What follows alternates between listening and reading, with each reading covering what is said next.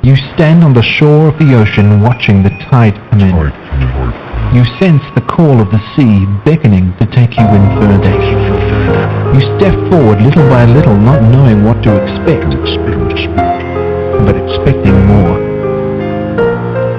You keep going as the ocean calls you to enter in to deeper waters.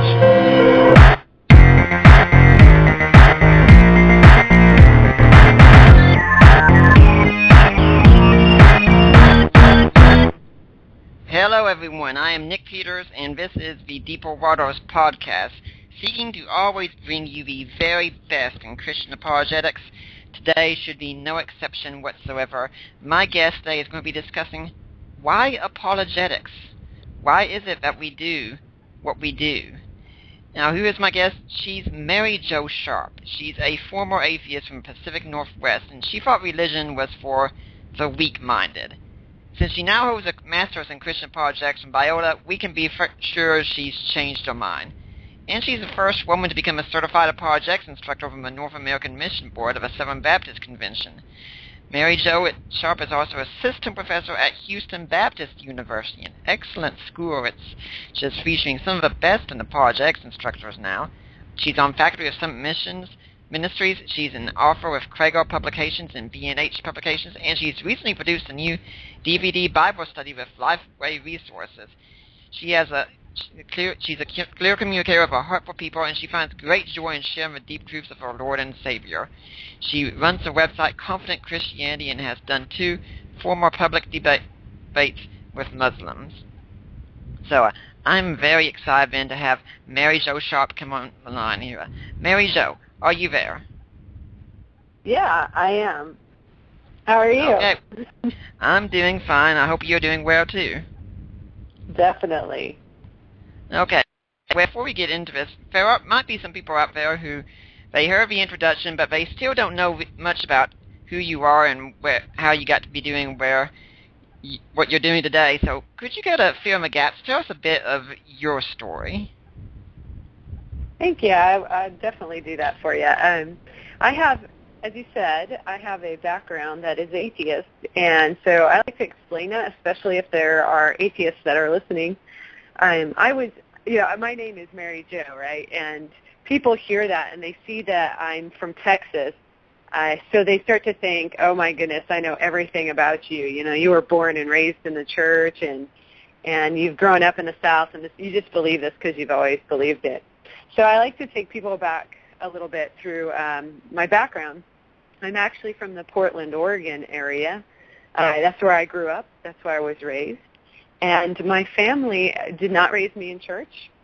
If you know anything about the Portland, Oregon area, it has more of a relativistic feel, especially back when I was growing up in the 80s. So it was kind of like whatever's true for you is true for you, and that's great, but what's true for me is true for me, and that's good. And so, don't be pushing your religion on other people. Religion was very private, and I'm generalizing, but that's sort of the feel. So I didn't go to church growing up. I really didn't know much about Christianity at all. In fact, what I knew about the Christian faith was really what I was seeing through movies and television. And so, as you can guess, that was a very shallow view of what Christianity was. As I was getting older, in my teenage years, I actually had a band director that was a Christian, and he was really burdened for me. And in my senior year of high school, he said to me, Mary Jo, when you go off to college, you're going to have hard questions, and I would like for you to turn to this. And he gave me a NIV one-year Bible. And it was from reading that NIV one-year Bible that I really had opened up, my thinking to what Christianity was all about and to the possibility of the existence of God. And I actually came around to believing in God after reading through that Bible. I didn't read it in 1 year. I actually read it faster than that. I was getting excited because this is not what I expected. And I like to tell people, I was sort of, as a joke, I was reading it while I was tanning for the senior prom. And yes, you can tan in Oregon. It is possible. The sun does come out. So anyway, I read through that and I came to belief in God. I didn't trust Jesus yet, though. It wasn't until I went off to college and I started to go to church on my own that I finally heard and understood my need for Jesus as a Savior. And that was when I was convicted and accepted the Lord. I trusted him as my Savior. But that really doesn't get me to apologetics yet. So would you like me to carry on?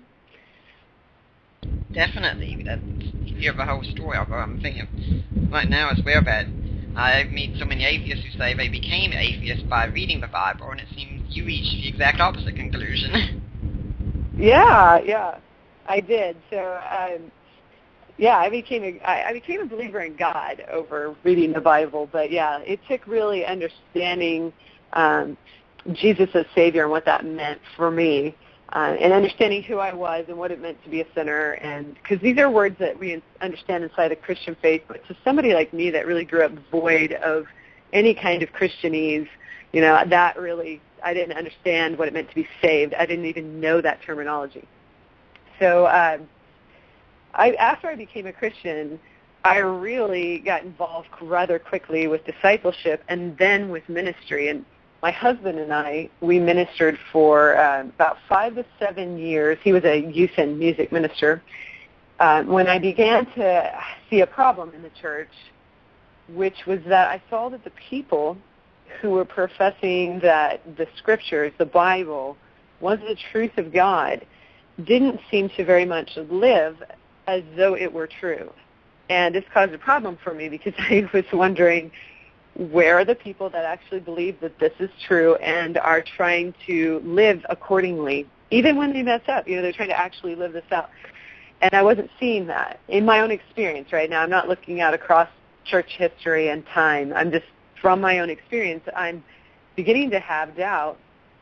And what I mean by people not acting as though this were true is that some of my most hurtful experiences were in the church with other believers.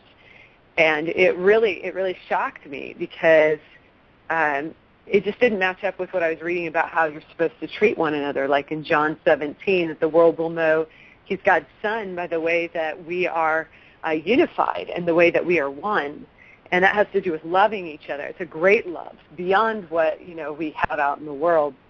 So, and combined with my former atheist experience, where my atheist and agnostic friends were better, they were treating me nicer generally, and than my Christian experience. So this caused a problem for me. I began to have emotional doubt, and out of my emotional doubt, due to these hurtful experiences in the church, was born some intellectual doubt. These questions like, well, how do I know God exists? Do I have any reason to believe Jesus rose from the dead? And I started to understand that I could not answer these things. So I went looking for the answers to these questions. I had no idea that I was entering a field, that there was even this field called apologetics, which was a defense of the faith. And I just went into this field to look for answers to my own questions. And then as I found these answers, as I found these reasonable answers for belief in God, I came back around to understanding that there is a God, that Jesus did rise from the dead, the necessity of his being Savior. And so I thought, wow, if I have these doubts, I bet other people in the church do. So I began to teach apologetics in the church, and that's really how I entered this whole field. One thing I'm always suspecting the atheist crowd is going to say that is, you came to belief first, and then you found the reasons later. So that's just confirmation bias right there. Oh, yeah. Yeah, but what I actually did was I came to a point when I was doubting that there was a God. I came to a point where I had to tell myself, you have to be okay with the fact that there may not be a God. So if you can't admit that there may not be a God, then you're not looking at this objectively. So you got to listen to both sides of the arguments and see, what is making sense of the world in which we live. And that's how I came around back to belief in God. It wasn't like what I get a lot, Nick, instead of confirmation bias, which I've heard that, is more like, I want this to be true. Well, the problem with me saying that was that I was having really hurtful experiences inside of the church. It wasn't like, wow, I really want that to continue. That's just awesome. So I really wish and hope, and this is true. I really was not doing that. I had to come to the point where I went, this is either true or it is not true, and I got to see where these arguments are leading me. It's really a shame that you're also not alone. That in our family, some of the most hurtful experiences we've had have been at the hands of Christians. It's just such a great tragedy.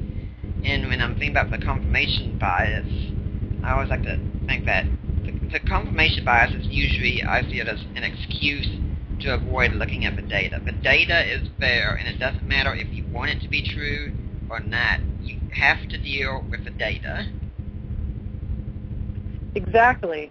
And you also have to be a real free thinker, right? You have to be able to accept the possibility of the existence of God, just like you have to be ready to accept the possibility he does not exist. I also like to talk, when I'm talking with new atheist types and street epistemologist types and such, to say, okay, when was the last time you read a scholarly book that disagreed with you? Usually I hear a bunch of crickets chirping at that point. Yes, I'm actually dealing with that right now with the Jesus myth theory, trying to show the person that they really need to go back to the sources, and they really need to go back to scholarly works in order to make their arguments. Yes, most of my fellow companions have already told me I'm not going to waste any more time talking with Christ mythers. They're beyond reason.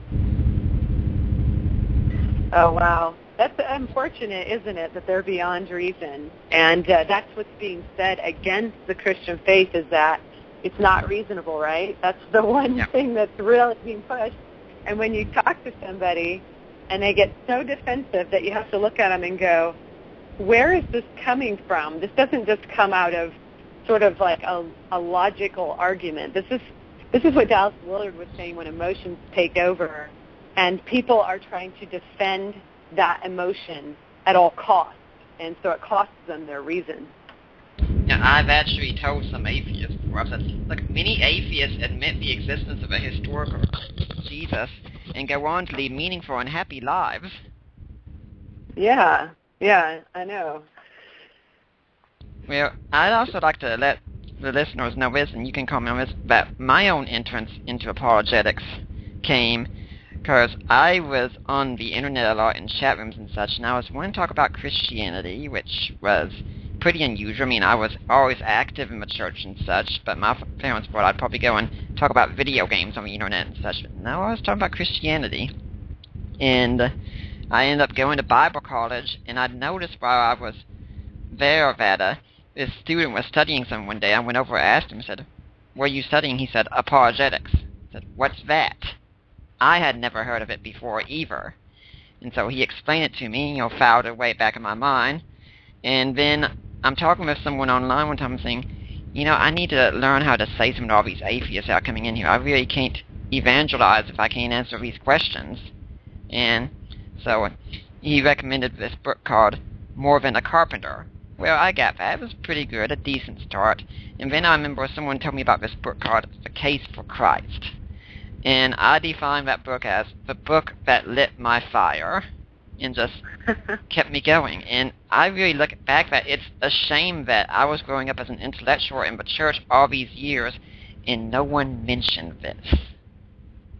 Yeah. That's interesting, Nick. When I went looking for answers, in our church library at the time was the Case for Christ was in there, and that's where I went first. I went to the Case for Christ, and I always say it's the book that taught me where else to look, right? Who to go to. So I started reading all the other guys, right? Moreland and Craig and Habermas and Lacona. Yep.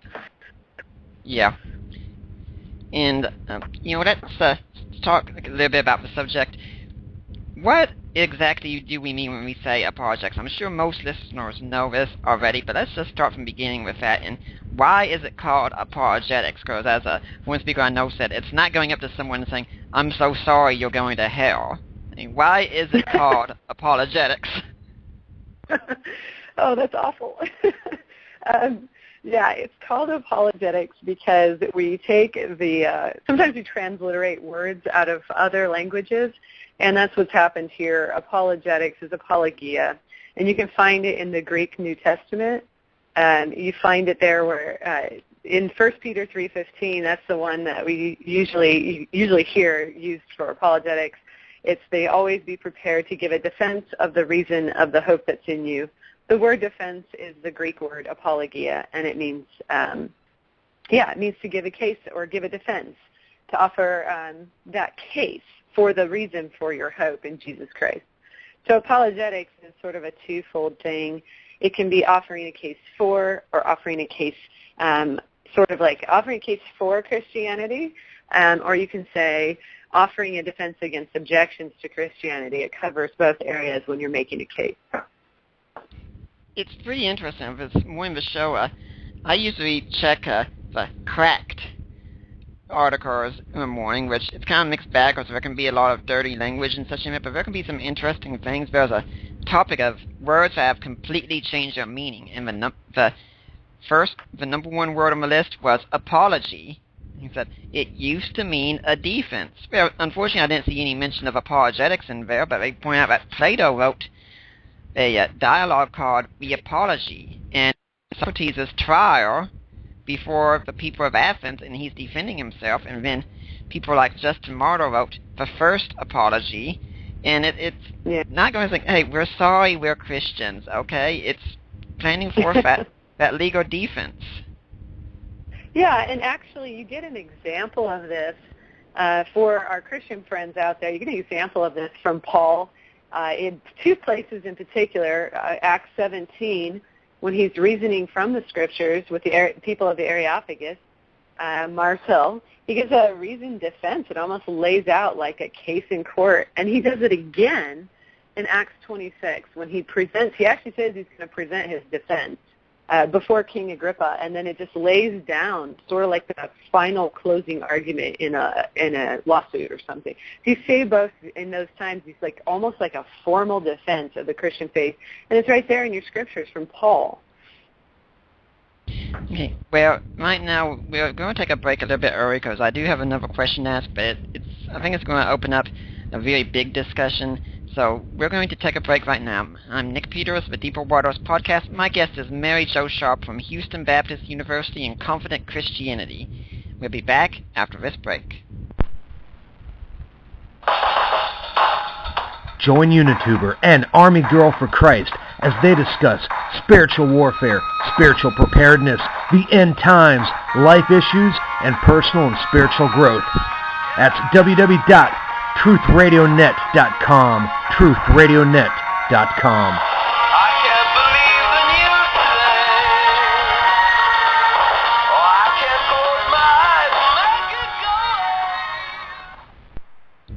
And we're back to the Deeper Waters Podcast. My guest is Mary Jo Sharp from Houston Baptist University and the administrator of Confident Christianity.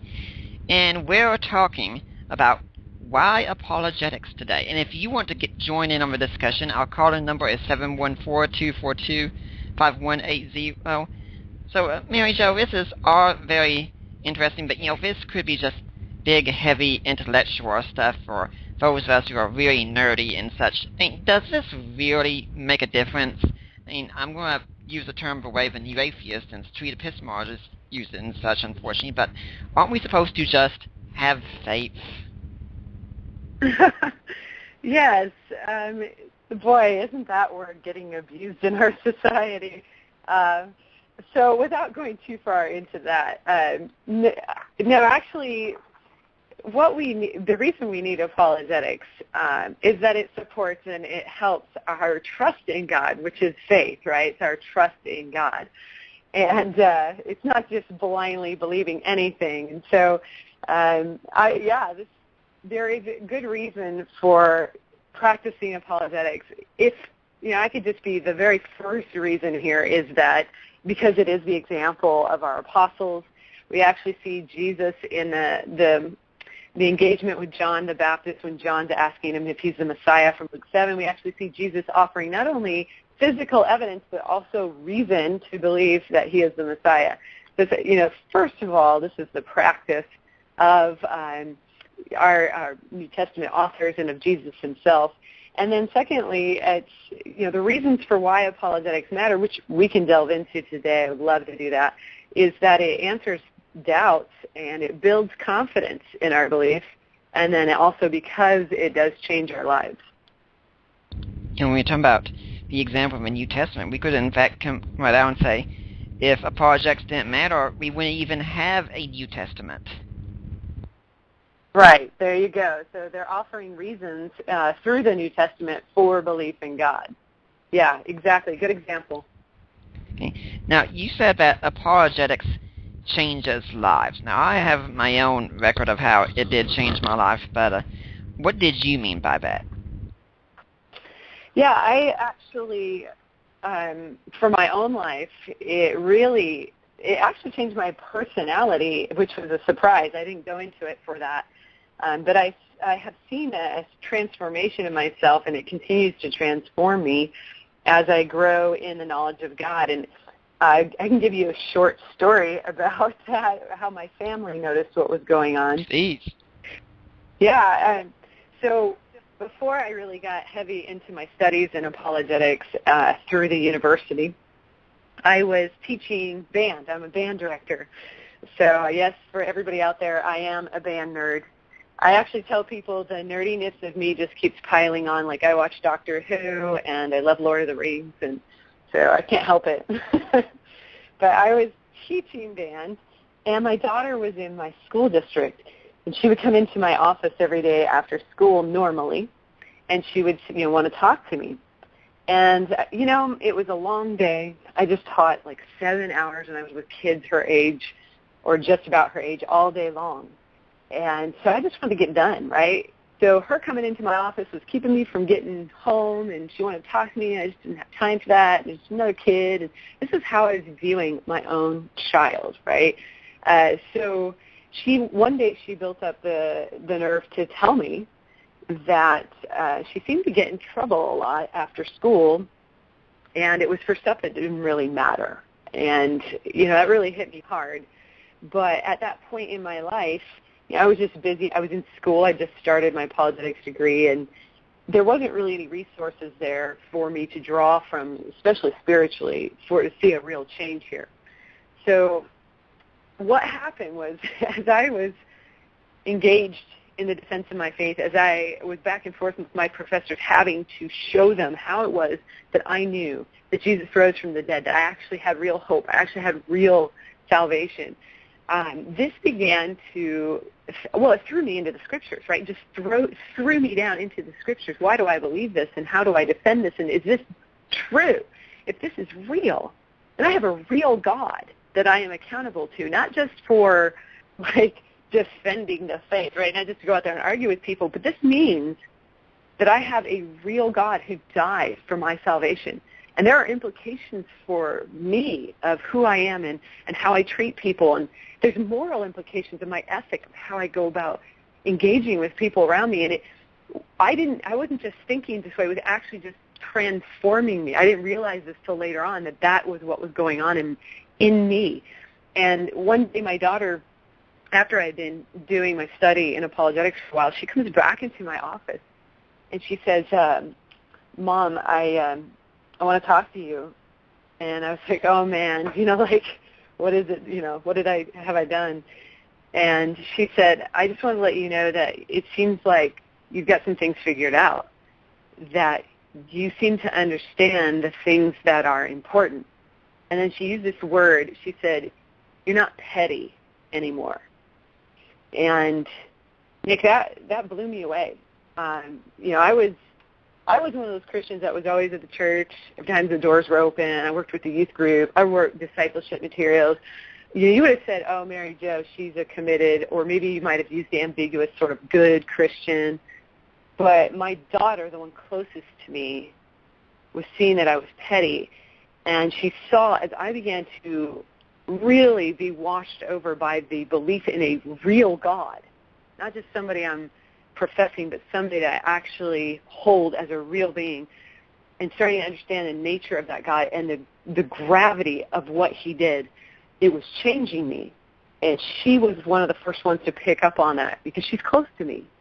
You're not petty anymore. I had no idea. I was showing her a petty faith, which also shows a petty God, right? It shows that's what the kind of Christ that I'm showing to her. So I was blown away that she noticed in my life this transformation that was going on that I didn't even know was going on myself. Well, I can say in my own life, when I was in high school, I started struggling a lot with depression, anxiety, and having panic attacks. And a lot of that was also a question of my own salvation. I wondered if I truly was part of a fold. And that's the kind of condition I went into Bible college with, and I was asking myself so many questions and such. And then I found apologetics, and all of a sudden everything started changing for me. I wasn't depressed, I wasn't anxious. Now I still have times of anxiety and such, and I can still be a bit melancholy, but everything just changed. And when I read the Bible now, it's really different because I can see things in a totally different way and think about the passages in a totally different way that I never really thought about them before. You really come and you'd never hear a sermon the same way again either. And fortunately we've found a very good church and they're delighted to have us there, but I often think people like myself are usually the nightmare if a pastor knows we're in the audience, because he's there saying, oh my gosh, you're going to critique everything I say here. Yeah. And, part of apologetics is breaking down what we're hearing. But when you see that, when you gain that understanding, which I didn't have before, which is, caused me doubt in my faith, which is that, yes, we are actually all have a propensity to sin. And so we have to live inside of this tension, right, of Jesus' death for our salvation and for the cleansing of sin, so that we don't have to do things. We're not bound to doing things that are wrong, but we still do fail. And so you're like, Pastor, it's okay, we're all in this together, right? Well, one thing we can also bring up that could be on some people's minds is that you and I study apologetics. We pretty much devoted our careers, our lives to it and such. Now, there are a lot of people out there that are good, devout Christians. I'm thinking, for instance, my own wife. She supports what I do, she likes what I do, but she doesn't really have it in her to pick up a copy of A Case for Christ and go through it. But she knows it's important. She says, if I have a question, I can come and ask you, I know, and I give her little tips and such every now and then to help answer a question, help show her the good way to think about issues and such. But when we say apologetics is something everyone should do, we're not saying at the same time everyone should be a professional apologist, are we? Right. Well, that's not what we're saying. Because I love how Jim Warner Wallace from Stand to Reason Ministries and the Cold Case Christianity, it's his book. I like how he has adopted the language of we need like $1 million $1 apologists, right? People who, generally what we're saying is people who know their own faith and why they believe it, right? Not people who are William Lane Craig and are going to go out and debate, the world. We need people who are solid Christians. They know what they believe and why they believe it, so that as they are carrying about in their daily life, that this is something they are aware of. My whole life is informed by my view, my worldview, which is Christian, which is that there's a real God and a real Savior. I think that's what we're meaning. And then along the way, as you live that life, you get people placed in front of you who do not agree with you. And so you're going to have opportunities for talking to those people who have different views from you.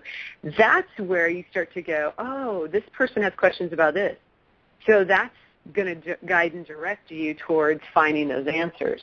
But that's what we mean by not everybody needs to be a professional apologist. I mean, we need the professionals.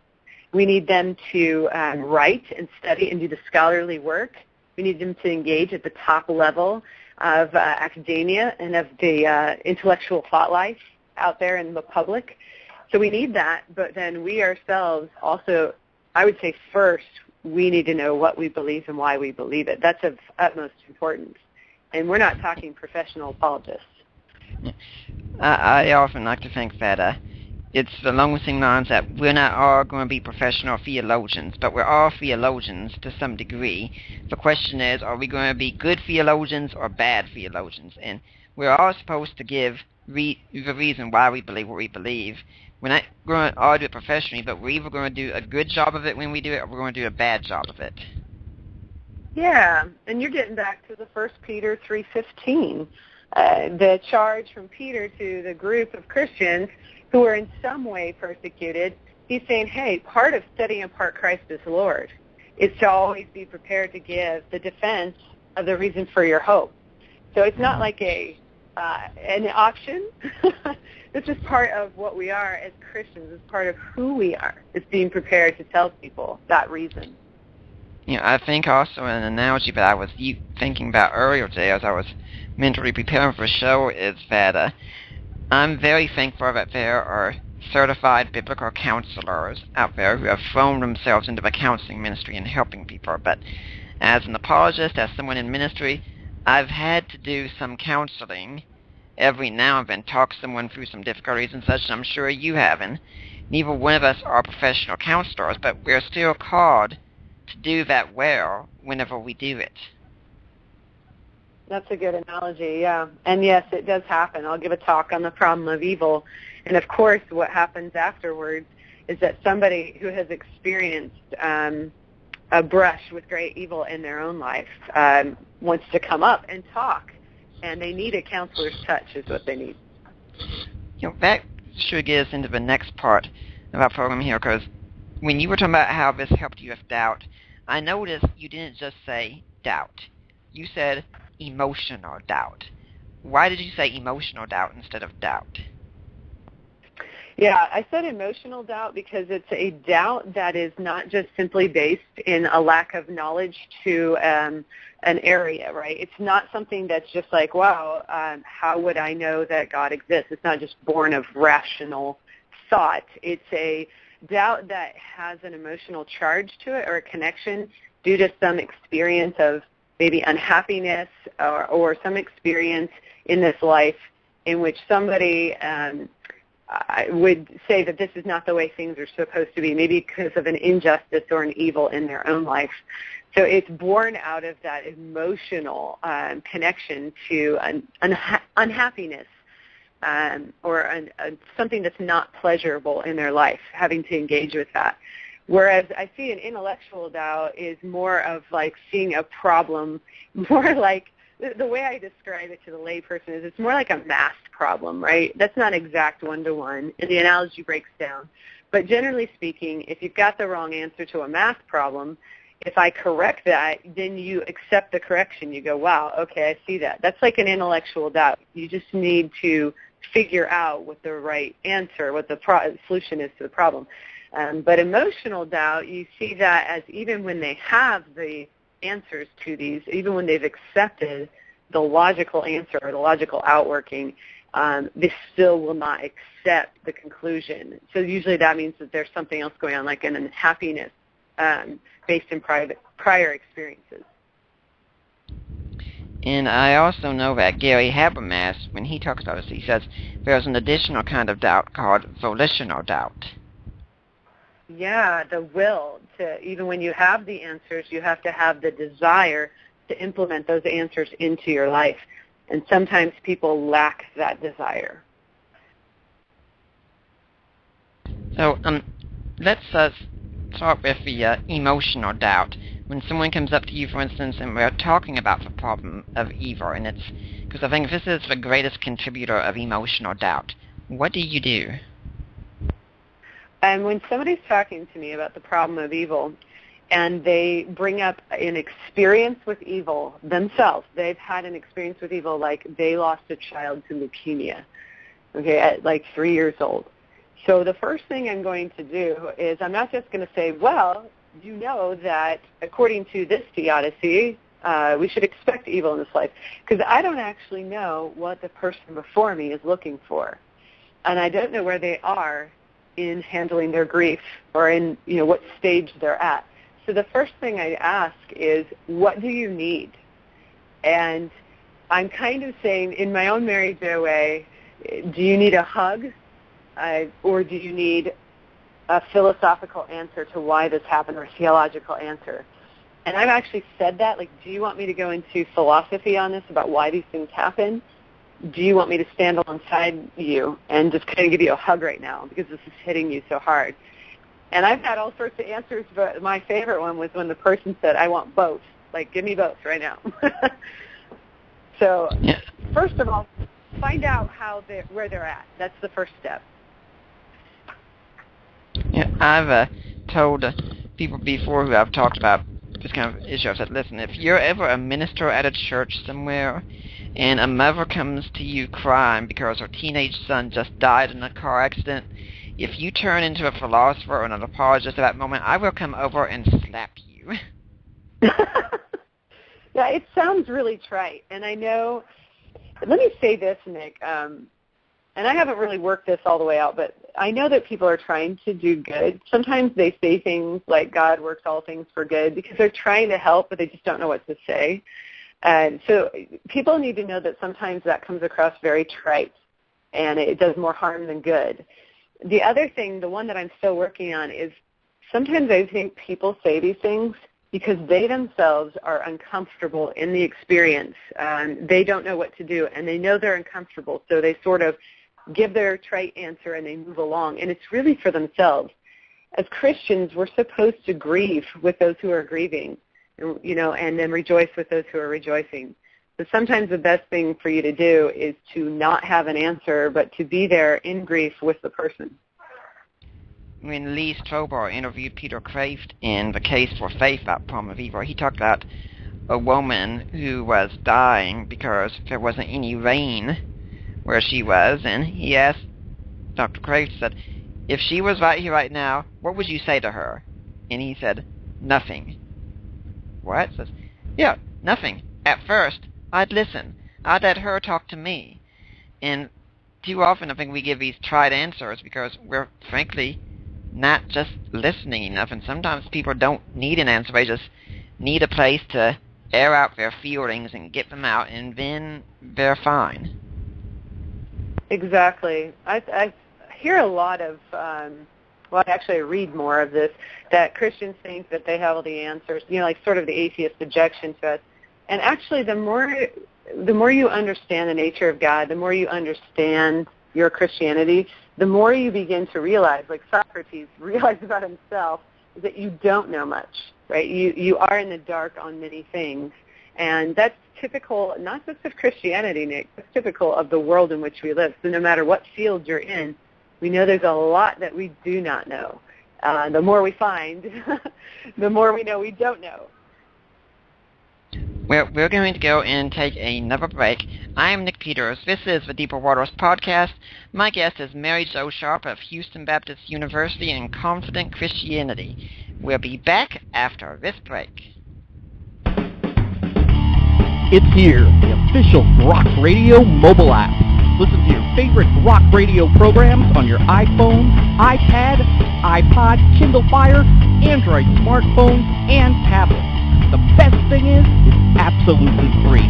Download it now from the iTunes or Google Play App Store, or get a link at our website, cyiworldwide.com. Rock Radio, Christian radio that doesn't suck.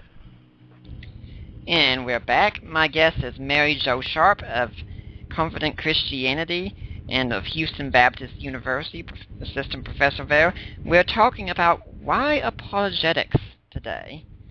Now, we were just talking about the problem of evil, and one aspect I think people often forget is if they come to me and they start talking about Christianity not having an answer to the problem of evil, or a good one, one thing I like to do is turn them bar back in their court and say, okay, what's your answer to a problem?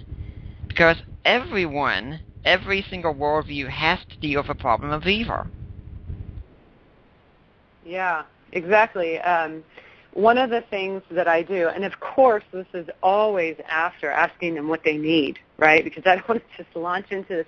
Because just like Solomon looking into the world in Ecclesiastes 3 and 4, and he's looking at everything apart from God, just like he saw that, wow, if there is no God, all of the oppression and all of the evil and all of the injustice that's going on, this ends up just being meaningless. It's just the way things are. There's no meaning to it. We all just die like the beasts, and that's it. We have to understand that if there is no God, all of this is ultimately insignificant because everything dies out, right? You may have some relative significance to other people and times. You might even change the course of history, but it's all going to end. It all ends in annihilation and nothingness, and nothing has any sort of lasting significance. So that's a really harsh truth, and it's not something you just download on somebody who's suffering and in grief. I'm also thinking about how Dennis Prager has talked about marriages that have often ended in divorce when a tragedy has come, such as the death of a child and such, and he said one tendency that shows up in the marriages that survive is their worldview was equipped beforehand to handle the problem of evil.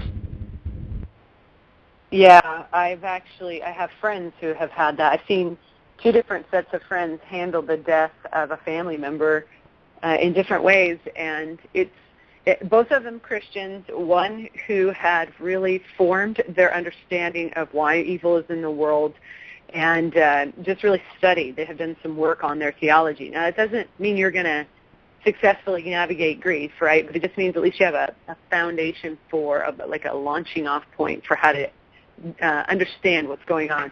And then another family in which maybe, well, as far as I know, did not spend very much time in thinking through these, like your show says, deep waters, not navigating this. So when it hit them, they don't have any resources. They don't know why this would happen. They never even thought about it.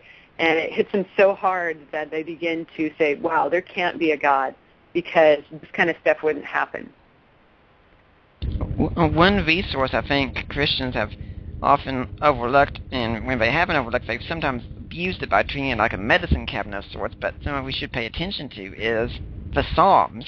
Because usually whatever you're going through, you can find a place where the psalmist agrees with you. A few months ago, I read N.T. Wright's book, The Case for the Psalms, and so I'm thinking, wow, I gotta go through the Psalms again and take a look. So every night before I go to bed, I'll read a few verses of a psalm and just think about it as much as I can before I go to sleep. And past few nights, I'd finished reading Psalm 42 and Psalm 43 about why aren't I focusing on you despite my emotions creeping in? Where are you in such and such? And I was thinking, this is kind of hitting with what I'm going through right now. And the psalmist is just head on. He's speaking exactly what I'm going to say. Yeah. It's really interesting you brought that up. My husband just plopped that book down in front of my face a couple of weeks ago. It was like, hey, check this out. I haven't read it yet, so now I'm really interested to read it. But yeah, this is along the lines of what C.S. Lewis had to say with about how faith is, well, in the Christian life, is about you have to maintenance your beliefs, right? You actually have to continually do prayer and meeting with other people and checking out your ideas and reading the scriptures because of the fact that no belief will stay in the mind. It doesn't just stay active in the mind once you accept it. You actually have to do some maintenance work on these things. And then he makes the statement, are most Christians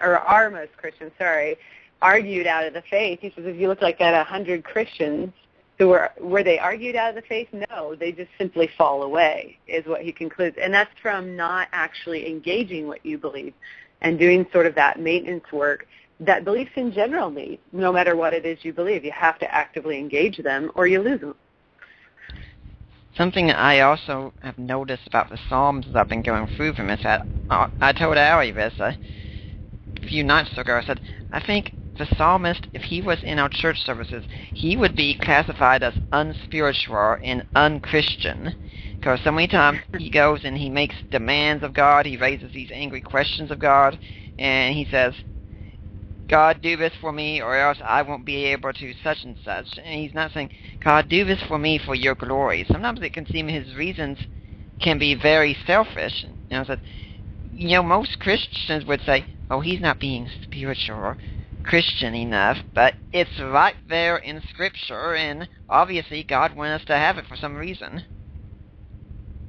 Yeah, good point. And that's actually a very important point, because with the new atheist movement, I tend to think that if you would just look at what they say and you didn't actually read the Bible, you would think that Christianity is like icing, like buttercream frosting or something. Everything's supposed to be happy-go-lucky, willy-nilly, and blind belief, and la-la-la. And that's not actually what's going on there. You look at the Scriptures and you see people struggling to make sense of life. You see that it matches the experience that we have in this life, the depth of their suffering, the pain, their questioning, their doubt. And that's what you see in Ecclesiastes. You see it in the Psalms, crying out, saying, I don't understand this. And not always getting an answer, right? Paul, in his thorn in the flesh, he didn't get an answer to that. Mm-hmm. So it really does match the experience that we have, and offers, answers and solutions. And it's like, that's one of the things I think is really important, is it does match the depth of the human experience. When you were talking about the new atheist movement, I was thinking about how G.K. Chesterton said that Christianity is attacked for being two different things at once, because you were using the example of him being happy, lovey-dovey, life is good, let's all do our thing. Then, at the same time, it's condemned because Christians are supposed to believe they're miserable, wretched sinners who don't do anything, and Christians are meek and mild, and then Christians are constantly judging everyone and shoving their beliefs down everyone's throats. And Chesterton looked at him and said, it's accused of being the opposite things every single time. How can this be? You're right. That is true. There's that other side to the new atheist argument, which is we are condemning and judgmental and, all of that stuff. And, it is a very interesting point you brought up. Yay for Chesterton. Yeah. But, you also said that most Christians, you think, aren't argued out of their beliefs. I'm sure there are a lot of new atheist types out there who would hear and say, well, I got to argue on my beliefs because I went and I looked for the evidence and it just isn't there. Right. Yeah. That could. We could just blow up this show to like the whole day if we started going through all the evidence. But in that Bertrand Russell's "Not Enough Evidence, God," that's his original statement, and that's where. Okay, I'm trying not to sound trite. So if there's an atheist listening to the show, I don't mean to sound trite. But we also have to look at, like, what I would say to him was, what is your motivation for looking at the evidence? What are you trying to get at? What are you trying to prove? Are you trying to disprove God? Are you trying to prove God? What's going on? So whereas we're attacked for confirmation bias, are you looking at your own motives? Do you have confirmation bias? I know that I got to the point where I said, if this isn't real, I don't want to follow it. I don't want to profess it. I just can't. And my conclusion was that atheism was not deep enough to handle the human experience. It lacked the depth of the human experience. It did not match up to things like, why is there evil, pain, and suffering in the world? It didn't answer that. So that's what I would have to say in response. And then, of course, go through, if they wanted to go through some evidence. Now, you were talking about emotional doubt, or that's how we got in the form of evil. And I know that Gary Habermas has said numerous times that usually you can recognize an emotional doubter by two words. What if?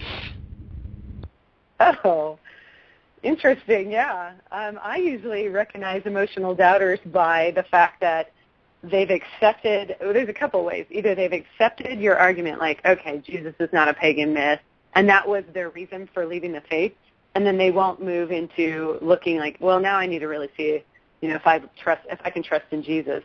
If they just refuse to do that next step. And the other one was, I always tell people, think of a person who will not reason with you, and the person who gets defensive when it comes to discussion about God, especially when they use a ton of negatively charged wording. I find that all over the internet. It's like not just making an argument for atheism, but along the way having to negatively charge the wording, so there's a ton of ad hominem and poisoning the well going on, that's when I tend to go, well, maybe I've got an emotional objector here.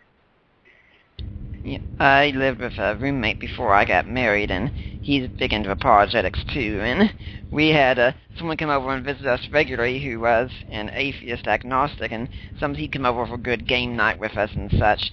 And I remember one time we were talking to him, and he was sitting in our living room, and he was talking about how, oh, my doubt, it's not emotional, it's all intellectual. I just have all these questions. And I was thinking about him, and my mind was immediately saying, emotional doubt, emotional doubt, emotional doubt.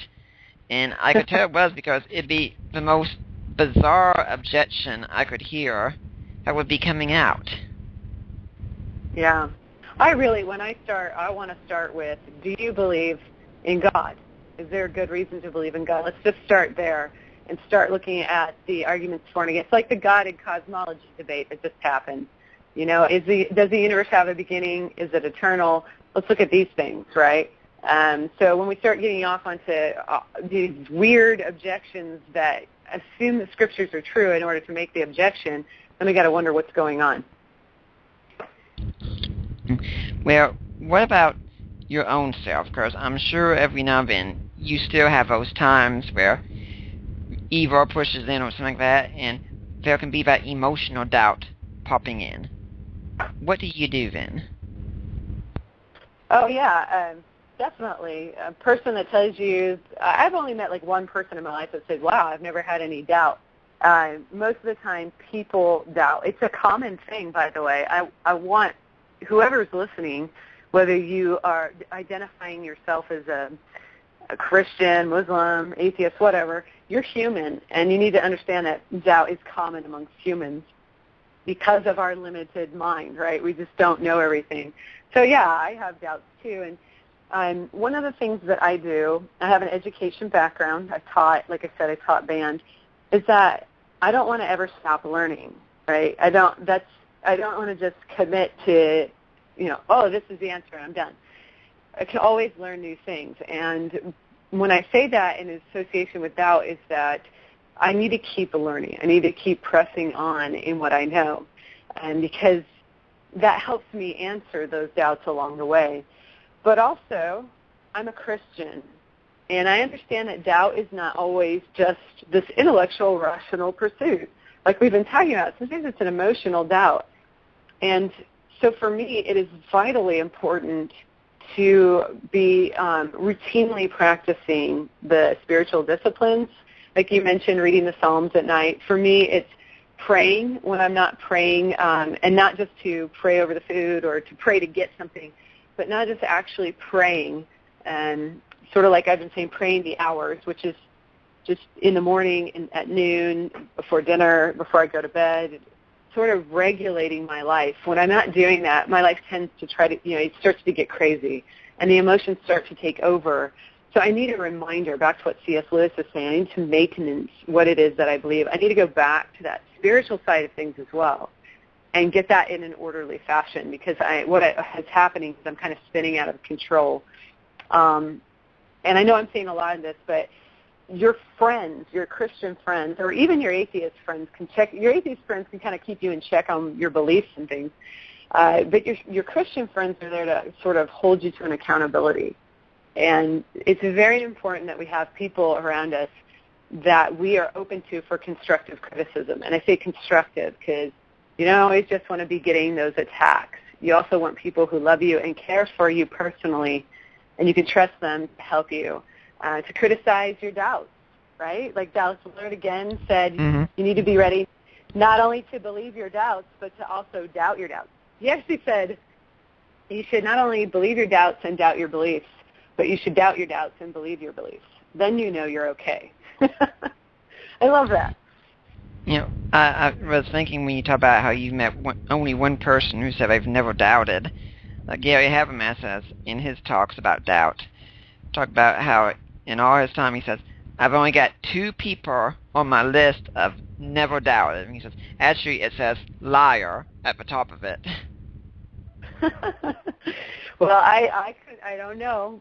I don't know this person's inner life, but yeah, that's one thing that needs to be sort of out there, right? With the new atheists coming after us, like we're all a bunch of people, we got this plan, and we're all going to shove it down your throat. It's not really like that. We're people like you, and we're trying to figure things out.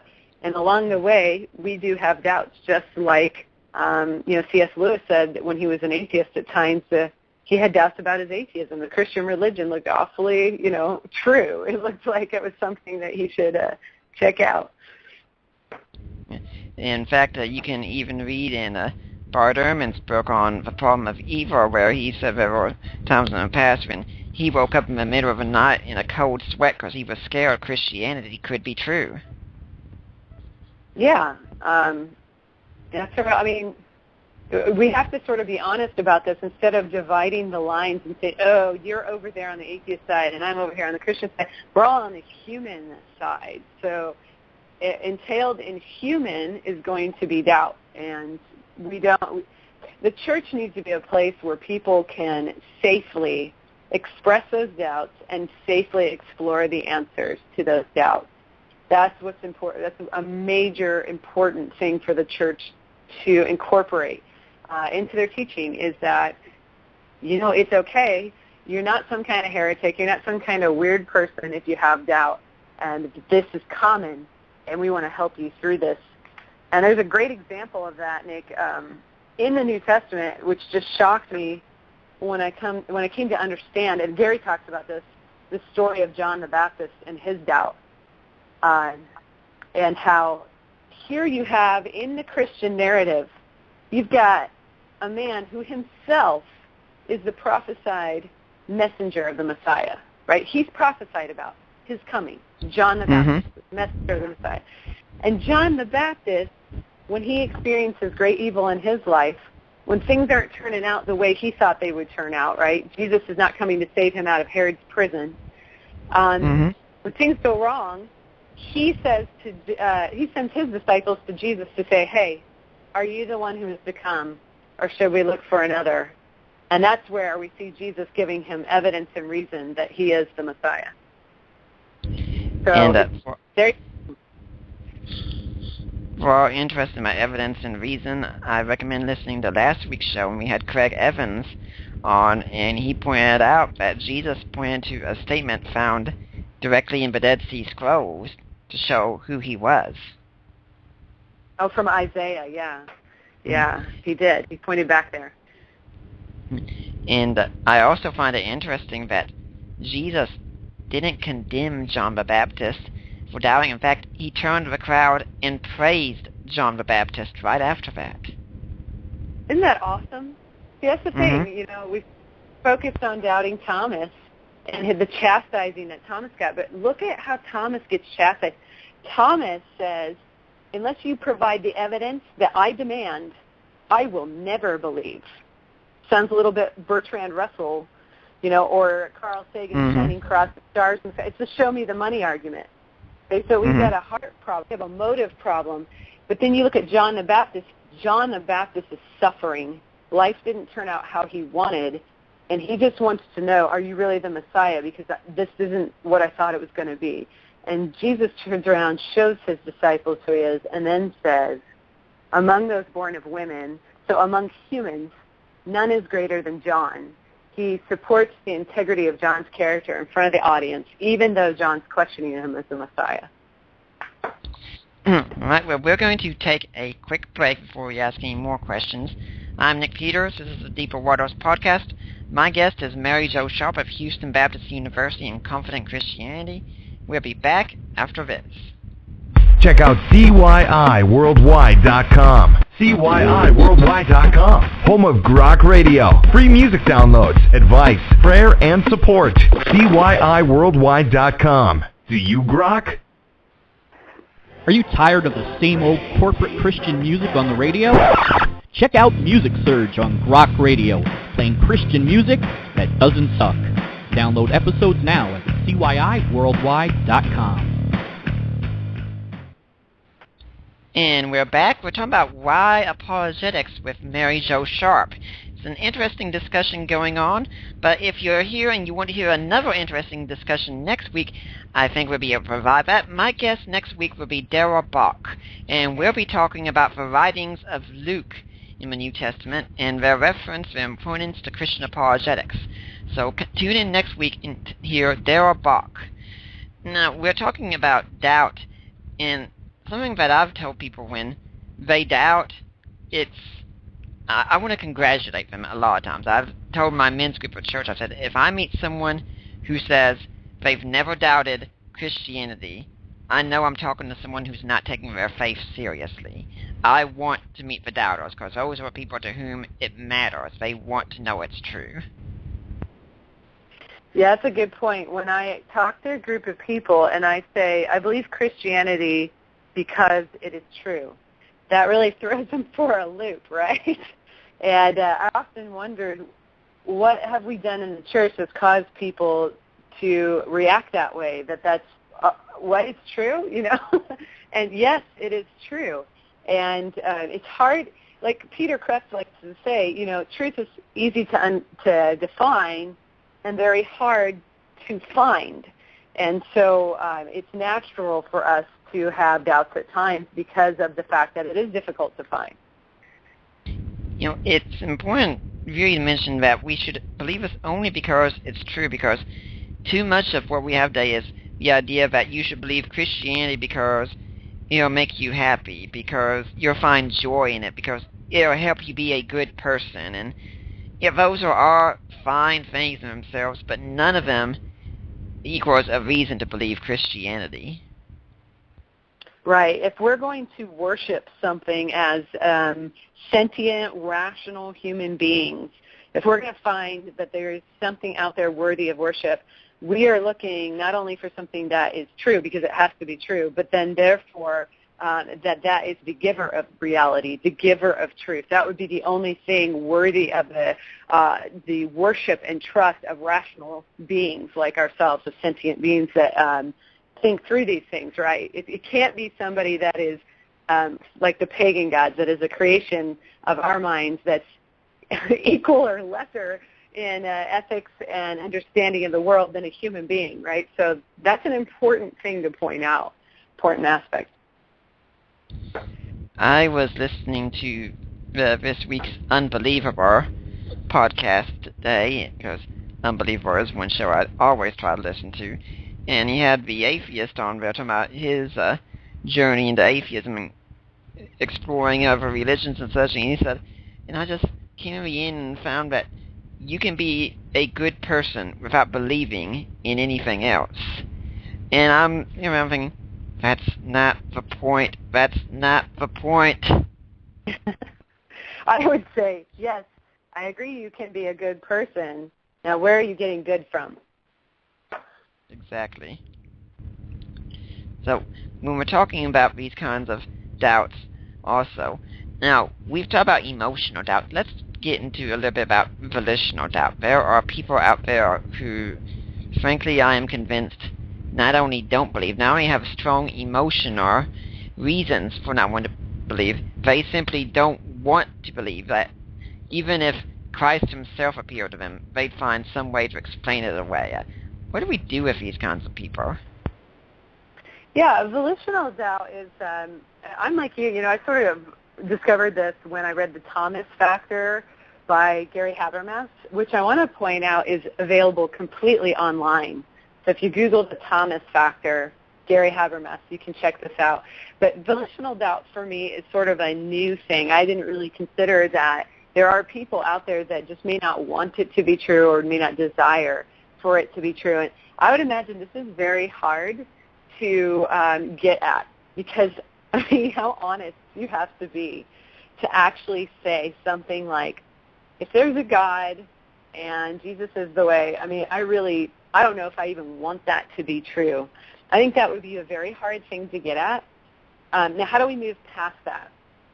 Well, with volitional doubt, it seems to be like maybe we could treat this, and again, I'm just now encountering volitional doubt as a thought and as in my own mind, a concept in my own mind I hadn't really spent a lot of time with. But it might be something that we look at, like we look at apathy. Well, what is it that matters to that person? What matters to you? Is it the environment? Is it justice? What is it that matters to you? Well, how do you establish the grounding for that? You have to get back to the foundation of what you believe is not established by belief in atheism. You believe humans have rights. Well, where are you getting that from? To maybe help them move from that volitional doubt out of that. I'm not even sure if that would work, Nick, but it's sort of like how I might deal with a person who's apathetic about their beliefs. It's like, what is it that you care about? Now let's see if there's any basis for believing that those things have a grounding anywhere. I'm thinking about Peter Boghossian right now, and this is one of my favorite sections to read in his book because it really demonstrates a mindset that I think exemplifies this, where he says, if they've asked me what it would take for me to believe, I'll use a variation of American physicist Lawrence Krauss's example in his debate with William Lane Craig. If I walked outside at night and all of the stars were organized to read, I am God communicating with you, believe in me, and every human being worldwide witnessed this in their native language, this would be suggestive, and then he says in parentheses, but far from conclusive, as it's a perception and could be a delusion. And I look at that and I think, well, that's very interesting, because here what I'd tell you is, if you don't want me to believe it, give me a better explanation of the data that explains the rise of a Christian church and the person of Jesus other than the resurrection. You give me a better explanation, okay, I'll go with that. And here with Boghossian, I'm seeing I have to have a unique experience, which tells me at that point, okay, I might as well not even bother giving the evidence because you've already decided it's not going to be true. Yeah, I wonder if that would work out for their scientific experiments, right? You don't use anything from the past. We want this unique experience. This sort of lends itself towards the show me the money argument. And the problem is, we've seen in history that something can happen, something can take place, like Jesus can do a miracle in front of a crowd, or Jesus can speak with the authority that no one else speaks with on his teaching about God, and people walk away. I mean, the show me the money argument does not work. We've seen it not work in history. In fact, okay, if you want to, that's 2,000 years ago. Let's try closer. The Holocaust. There are people today that would deny the Holocaust is something that happened. And we have pictures of it. We have evidence of it. We have writings about it. We have people who went to war to fight, for this, and yet we'll still have people say, I'm not even sure that actually happened. So, in fact, the show me the money argument does not necessarily work. Mm-hmm. I sometimes wonder if maybe some of it could be that a lot of atheists, especially things like for teenage atheists on YouTube and such, have already been taught to think that if you believe in God or religion or anything of that sort, where you're just stupid and weak-minded and you don't know how to think for yourself, and so they can't even open themselves up to the evidence, because if they start to think there's a God, well, they're stupid, they're weak-minded, they don't think for themselves, etc. Right, exactly. This is sort of what my view was before, in that I thought Christianity was sort of a crutch for those people who needed it, but I didn't need it because I was smart. And, I mean, this is what I was thinking.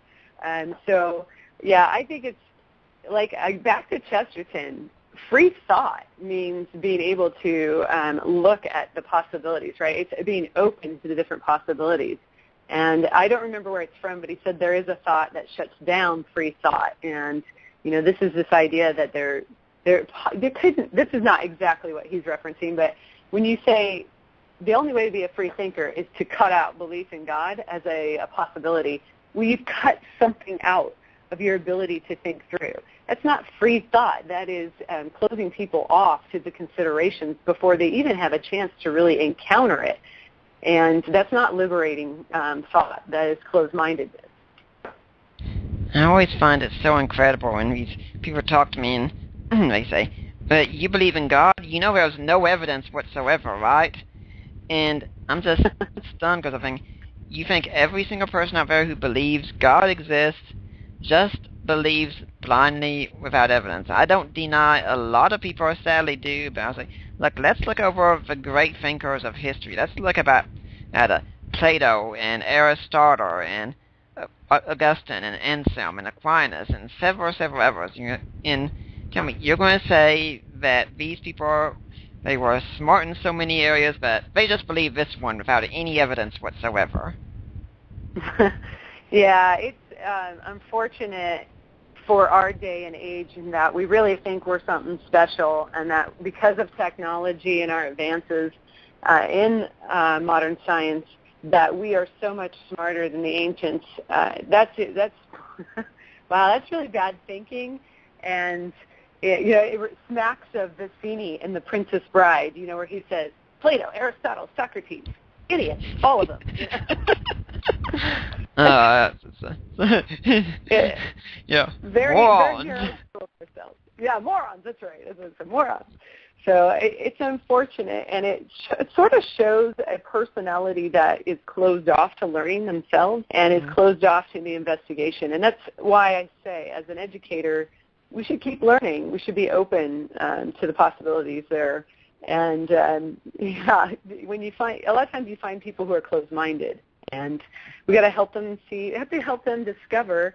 I use a lot of questions to do this, but discover what it is they believe and how they know that's true, and where they're getting that from, in order to help them think well, because we're just really not a society that is that critical of thinkers, even though we talk about it a lot. I'm thinking here thing about how you talk about how you engage these people and such, and one area this gets into is something you said you want to talk about with conversational apologetics. How does this relate to that? Yeah, I have a very conversational approach. If I can ask you a question when I see something written, rather than tell you, like, this is where you're wrong. I want to do that because again, as an educator, I want to learn alongside you. I want to grow with you, and I want to see you learn about your own beliefs and discover the knowledge for yourself. So it's not me just telling you, it's actually you finding out what you believe. So a lot of times, actually most of the time, when I hear something or I read something on Twitter or Facebook, I'm going to throw a question at you. First of all, I'm going to, like Greg Koukl from Stand to Reason, I'm going to say, what do you mean by that?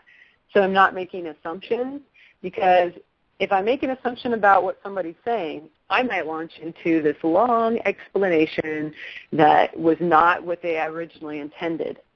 Also, they may not know what they're saying. They might be repeating a soundbite or an internet meme. I don't know what they know. So I'm going to find out what they know and where it's coming from. That way I can actually minister to them, Nick, and actually, help them discover truth, rather than just it being about me being right and showing off what I know. Now it's moved to being about them, and that's serving that other person and ministering to them.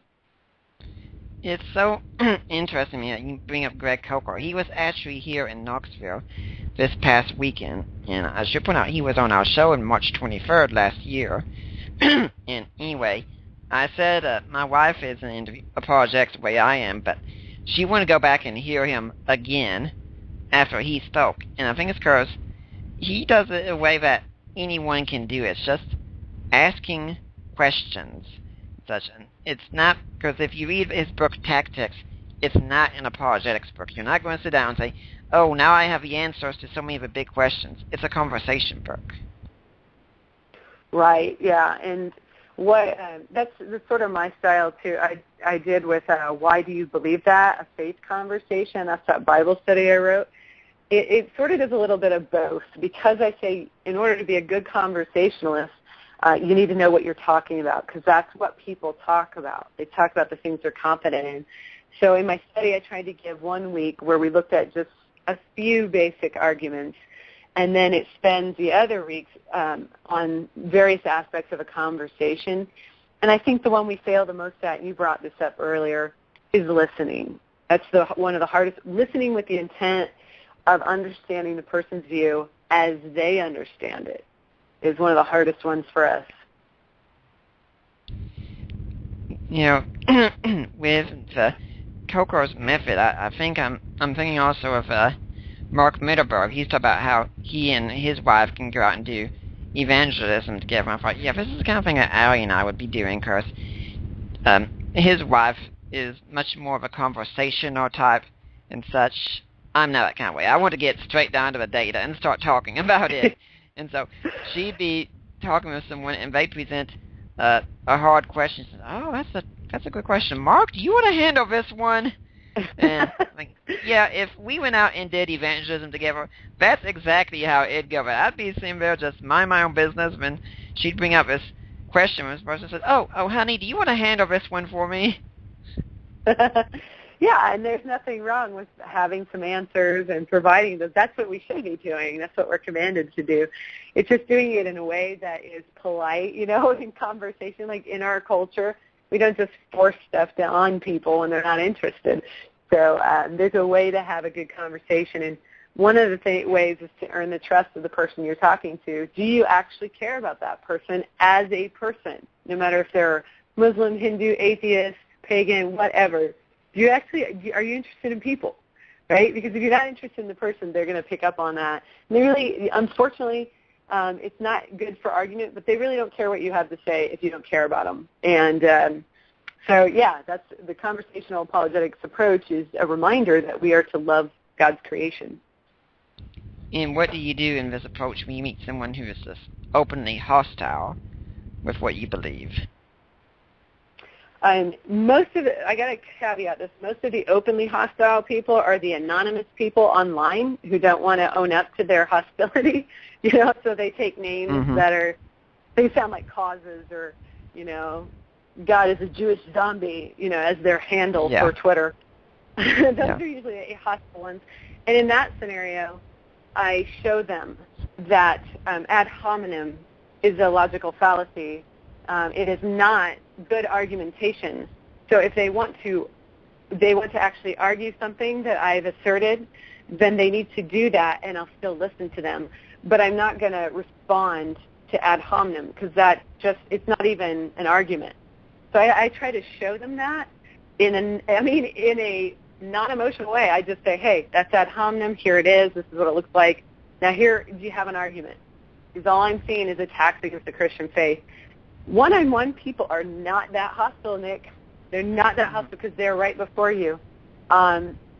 If you're doing like street preaching or something and they're really hostile to you, you don't go into that's, you just violated the law of non-contradiction and that's poisoning the well, because they may not even know what that stuff is.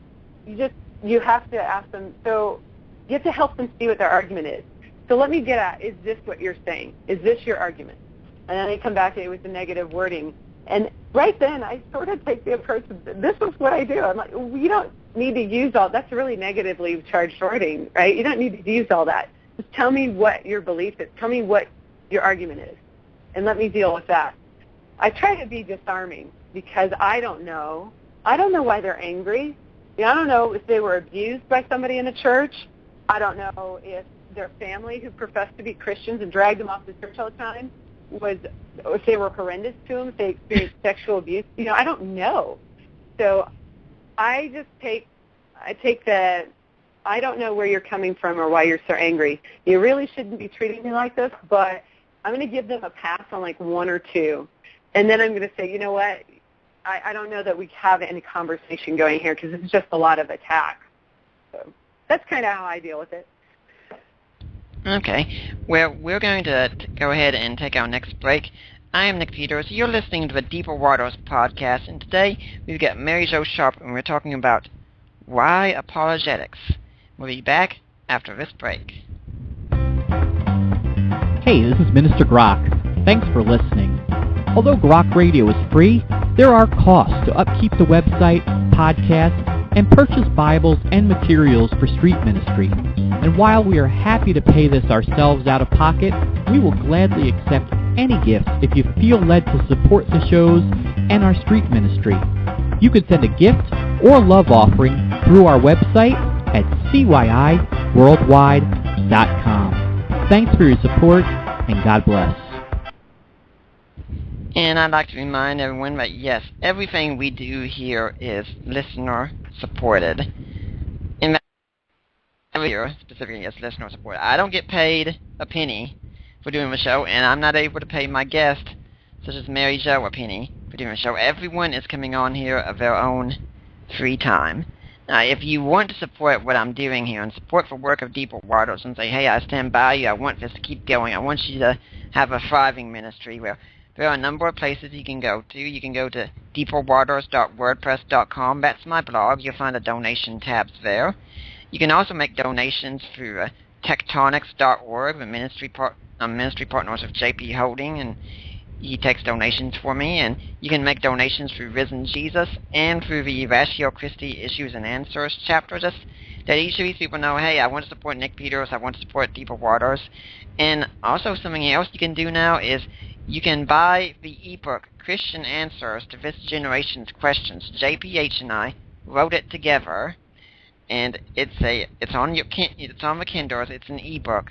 A small portion of all the proceeds will go to Deeper Waters, so I'd appreciate you checking that out and leave us a good positive review. I'd like to know what you think of it. Now, Mary Jo, you have your own ministry. Can you tell us about that? Yeah, thank you for asking. I have Confident Christianity. It started as a blog, and it just bloomed into a whole ministry of speaking and equipping people in how to defend their beliefs.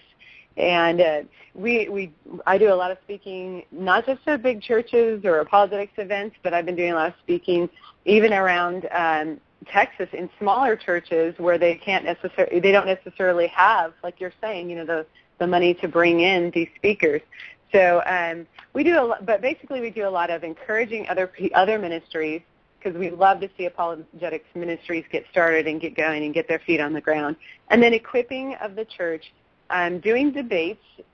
You mentioned the two that I've done with Muslims, and then also writing studies and contributing to other works in apologetics. So that's basically what we're doing. If you were just to stop me on the street, I'd be saying it's to answer the challenges raised against Christianity and to help the believer gain confidence in what they believe and in defending it. And so you can go to our site right now at maryjosharp.com and check out all the things that we have going there. That's the Confident Christianity side of things. And we also have a donation button there. You have to kind of scroll way down to find it. But we are a nonprofit 501c3, and any contributions you make are tax deductible and goes to supporting all the various activities that we do. We talk about why apologetics matters, and you brought up talking at churches, and it really got me thinking about something that I've seen happen way too often, and that's I've gone to so many churches and said, hey, I'd like to help you out. I'd like to offer you my apologetics ability. I'll be glad to speak. I won't charge you anything. Just let me speak. I'll do a class for you, whatever you need. And so many times pastors say, we don't really need that right now. Thanks anyway. And I just look around and think, yeah, this is why the church is dying in America. Yeah, the church has access to, and young people as well as older folks, we have access to so much information right now, and a lot of it is bad philosophy. It's all over the place, all over the internet. In fact, a majority of our media portrays our world as secular. So J.P. Moreland says our television shows, movies, and media present a largely secularized view of society, including the view, he says, that the educationally elite are largely non-religious. Okay, educationally elite are largely non-religious, and that the uneducated are largely evangelical Christians. And what we're seeing is that Christians, like Lewis's statement earlier, C.S. Lewis saying, they're not really argued out of faith, they just sort of fall away. Well, Christians can get into thinking that this isn't true, that there's no God, not because they're argued out of it, but because all of this exposure to bad information. And to think that your church doesn't need to handle this. It's really sort of, I don't want to sound like I'm being rude, because I don't know individual church reasons. Maybe they've had a bad experience with apologists in the past, but it's almost like sticking your head in the sand and not acknowledging where our culture has gone and the access that people have to bad philosophy so fast. And as C.S. Lewis also said, well, I'm quoting him a lot today, good philosophy must exist if for no other reason because bad philosophy needs answered. And Nick, we're seeing bad philosophy, not just in our new atheists, not just in our, our internet trolls or our anonymous aggressive people. We're seeing bad philosophy from some of the smartest people in our time. If you allow me to just point out one, which is Stephen Hawking in The Grand Design, one of the greatest physicists of our time, makes a statement.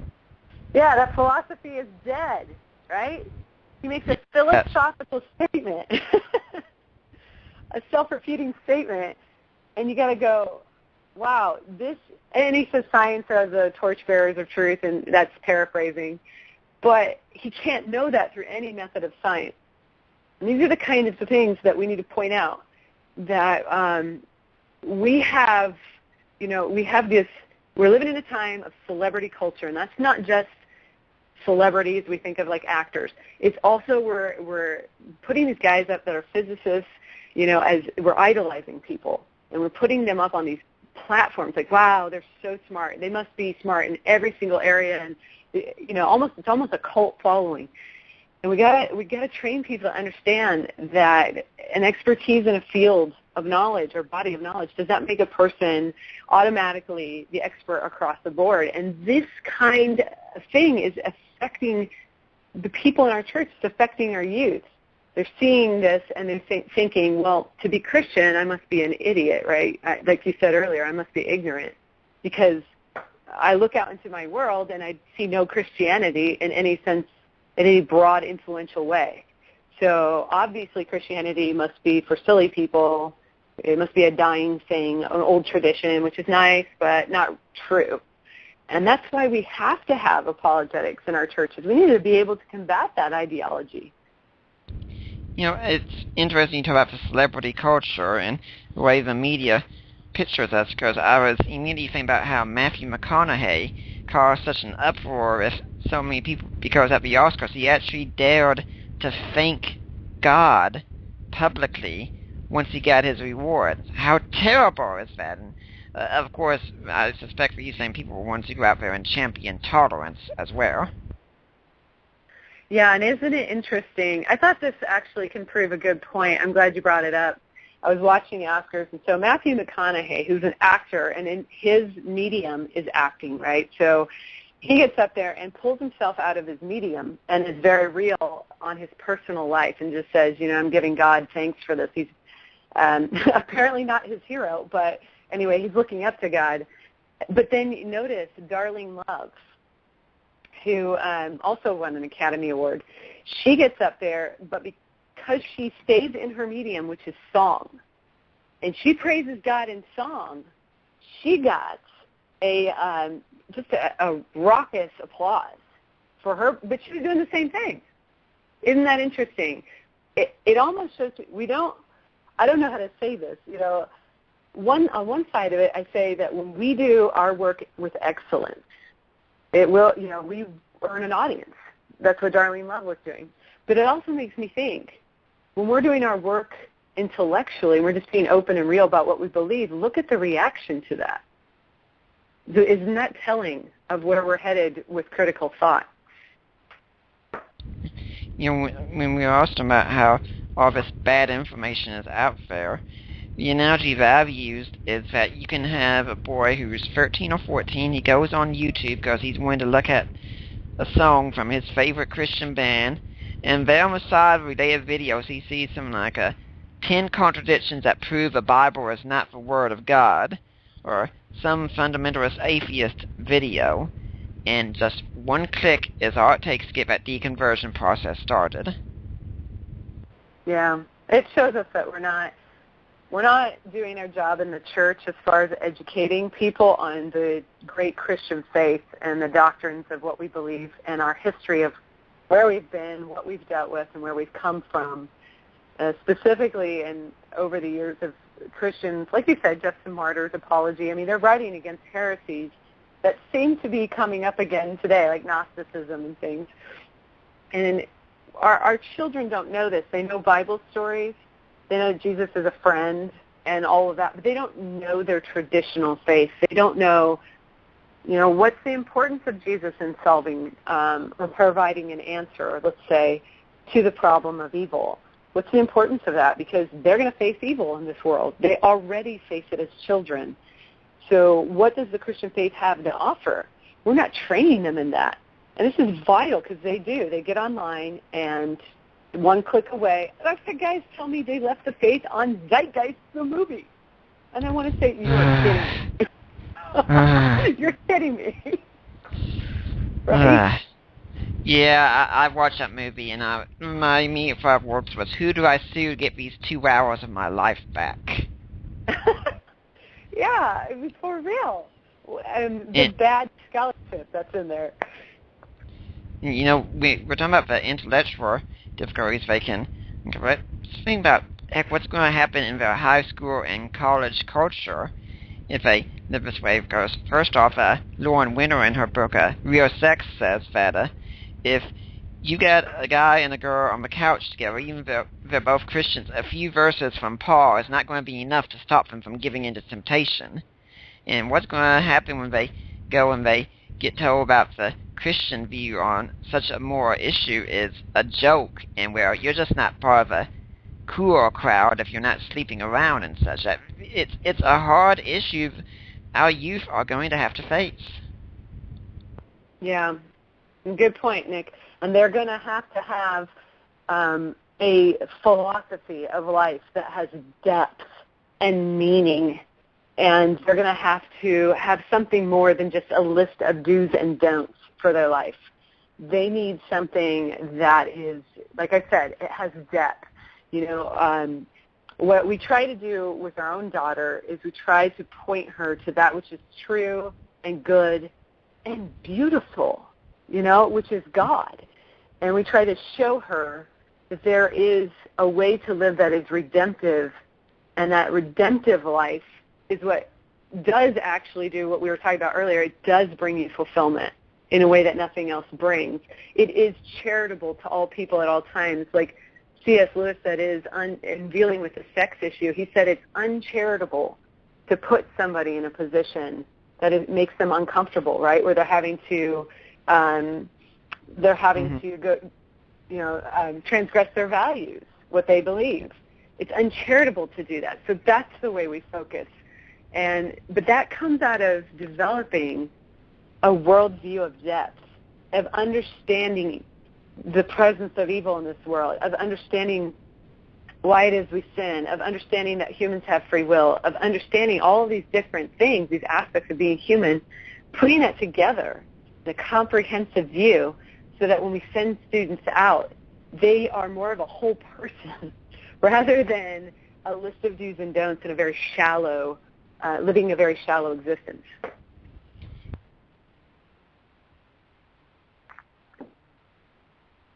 When you're talking about this list of do's and don'ts, I remember being in a church service. It was the silver ring thing, which is kind of like true love waits and such. And the pastor was up there giving a talk, and he was saying, now, I want you to know, if you give in beforehand, you're going to be doing this for selfish reasons. I think, okay, I can kind of see that, all right. He says, instead what we should be asking is, what will I tell my spouse on our wedding night? What if I get pregnant? What if I get an STD? And I'm hearing those, and I'm thinking, excuse me, Pastor, those sound like selfish reasons to me as well. And the more he keeps going on and on with all this talking, as I've told someone before, I said, like, I'm a college guy here sitting in the audience hearing a sermon on sex, and I'm getting bored. There is something wrong with this picture. Oh man, I didn't have that perspective. that's awesome. You broke down the logic of it, and that's you're right on. You know, the students, by the time they hit around 11 or 12, they have gotten their abstract thinking. They're able to think through these things. We need to hold them to a higher standard of understanding worldview, and so that they can make some sort of sense out of the wholeness of what it means to be human. And it sounds like I'm talking about spiritual formation. Right. I think apologetics and study is part of transforming individuals spiritually. Right on. You know, when you were also talking about Stephen Hawking and the educational elite, one statement I like to make is that people say that in the past, the church ruled the world with an iron fist and such, which really they didn't. The Dark Ages is a myth. But I like to point out that today, the scientists are the new priesthood. That if you dare question what an atheistic scientist says, well, you're espousing a vile heresy right now, and we must believe the scientist, and no matter what the field, you always go and look to the scientist. Right. And an unfortunate problem that is not foreseen by many folks is that science has nothing to tell us about what is good and what is evil. And so anything is allowable in the name of science, as we saw in Nazi Germany with the experiments that went on there. And yet we turn a blind eye to that and just uplift science as Hawking said, the bearer of truth. Well, does that, I mean, where does that leave us as a society for establishing a grounding for good and evil? And then what is allowable in the name of science? Anything? And that's what we have to come to terms with. Science is not a prescriber. It describes. I mean, it can help us forecast. It can help us move on in our technology and better the world medicine-wise, but it's still not going to give us ethical prescriptions. When we're talking about the way the church goes against apologetics and just tries to ignore it, I tell you, this is what I call the escapist mentality going on with so many people saying, well, I just don't care. I'm just saying, I'm saved. My children are saved. We're just going to sit back and wait for Jesus to come. And I'm saying, well, first off, yeah, you might be saved. Good for you. But your children right now, they already are, but who knows what the future holds for them. And this doesn't matter if you're a Calvinist or Arminian, because if you're a Calvinist and these saved children go off to college and lose their faith, they were never saved to begin with. If you're an Arminian, well, they lost it. So this isn't part of the Calvinist-Arminian thing. But I'm saying they could walk away in faith, and when you're having this escapist mentality, you're ignoring something that Jesus told us to do, but I think it's pretty important part of the Great Commission. Yeah, go and make disciples of all nations, not just get them saved and be good, and I got Jesus and fire insurance. I need to become a disciple, and the scriptures do not leave room for this sort of thinking. Proverbs 4:6-7, and that wisdom is supreme. Therefore, if it costs you everything you have, get an understanding. And notice it's wisdom, not just knowledge, not just salvation, not just sort of knowing Jesus. Wisdom takes gaining the knowledge and putting it into practice. It's a lifelong pattern. And if it costs you all you have, you get wisdom. You don't just sit back on your laurels and say, I got Jesus. That's not in the scriptures. And a even more condemning passage is Jesus' engagement in Matthew 22 with the religious leaders, in which, and I believe it's the Sadducees, because they're asking about resurrection. And he gives them an answer. Yeah, but he says, religious leaders, you do not know the scriptures nor the power of God. He's condemning them. And they are the ones that are supposed to know God, right? And they're good, right? They're doing all the right things. It's a very condemning passage.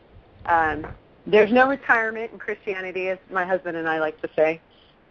You have to carry on, and you don't end. Your mission does not end in this life. Well, we're going to take another break, and we're going to be wrapping things up when we get back.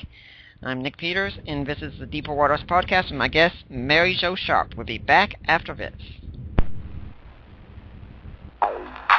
Oh, yeah.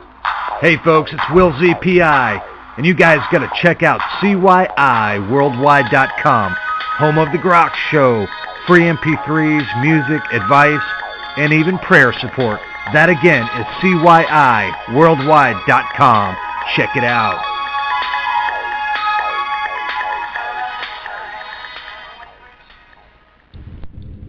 And we're back. My guest is Mary Jo Sharp from Houston Baptist University and of Confident Christianity. And we're talking about why apologetics today. And we've talked a lot about the subject matter. Let's talk about where people can go to get more informed. one place I think we should definitely start with is, I've said several times, you're a professor at Houston Baptist University, and that is becoming a great hub now for excellent apologetics resources. Could you tell us about Houston Baptist University? Yes, I'm very excited to be a part of a program being put together by Dr. Robert Sloan and Dr. John Mark Reynolds. They have organized the School of Christian Thought there at Houston Baptist University, which entails the biblical languages, philosophy, theology, and apologetics.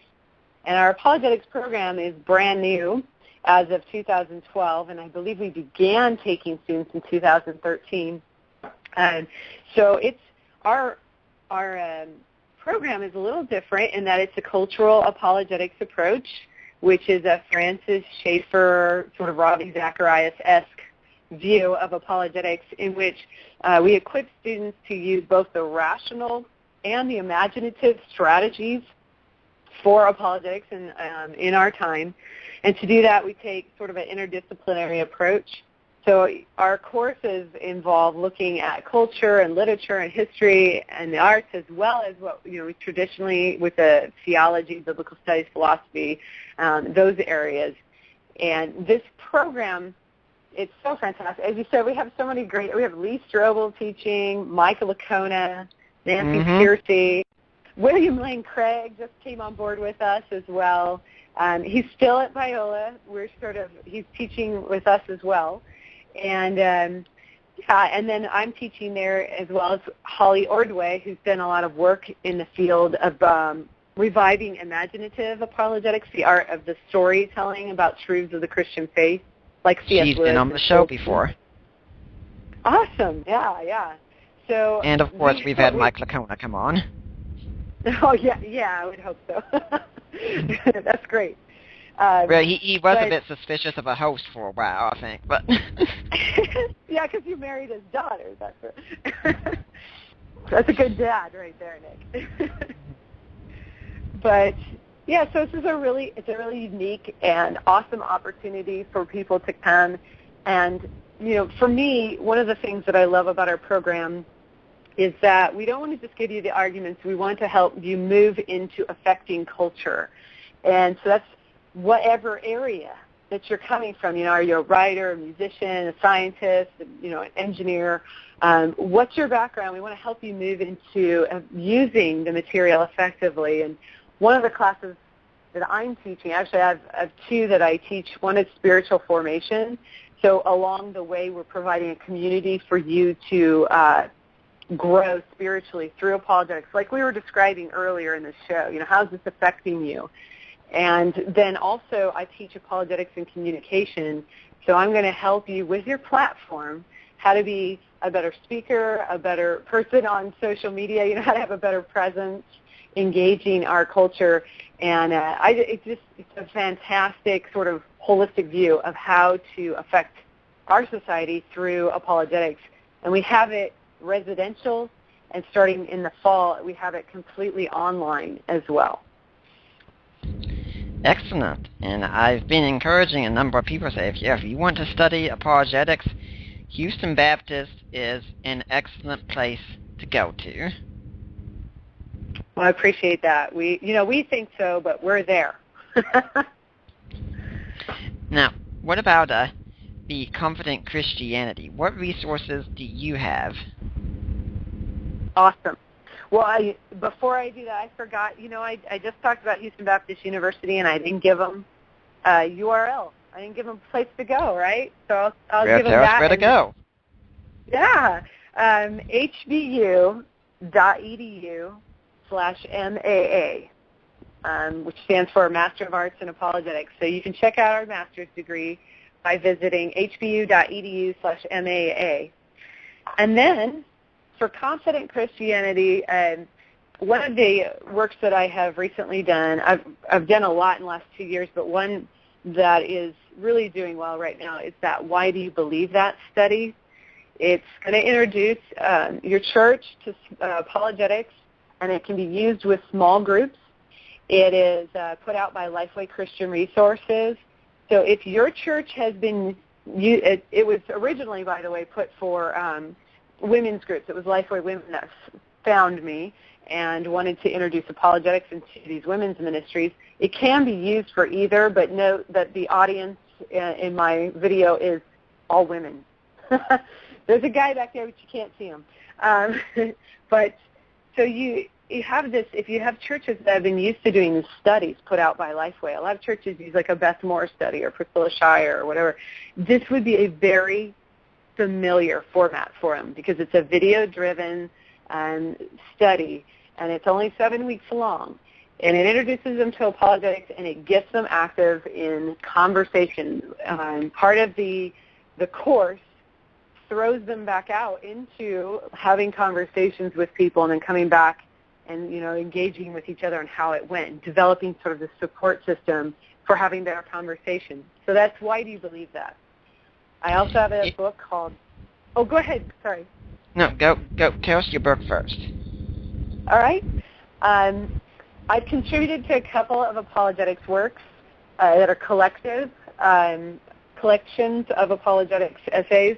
One is Come Let Us Reason, New Essays in Apologetics, edited by William Lane Craig and Paul Copan. And I've written on the pagan mythology argument, that Jesus is a dying and rising God.